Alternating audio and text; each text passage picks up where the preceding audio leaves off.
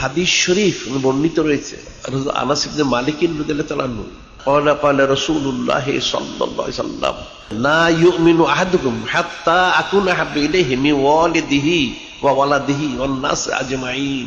আনাস বিন মালিক রাদিয়াল্লাহু তাআলা বর্ণনা করেন নূরে মুজাসসাম হাবিবুল্লাহ সাইয়্যিদুল মুরসালিন ইমামুল মুরসালিন খাতামুন নবীন হুজুর পাক সাল্লাল্লাহু আলাইহি ওয়াসাল্লাম তিনি ইরশাদ মোবারক করেন কোন ব্যক্তি ইমানদার হতে পারবে না যতক্ষণ তার সমস্ত দন দৌলত টাকা পয়সা গাড়ি বাড়ি ছেলে মেয়ে আলাওলাদ পিতা মাতা জ্ঞাতি গোষ্ঠী এমনকি নিজের জান থেকেও নূরে মুজাসসাম হাবিবুল্লাহ সাইয়্যিদুল মুরসালিন ইমামুল মুরসালিন খাতামুন নবীন হুজুর পাক সাল্লাল্লাহু আলাইহি ওয়াসাল্লামকে সবচেয়ে বেশি মহব্বত করতে না পারবে।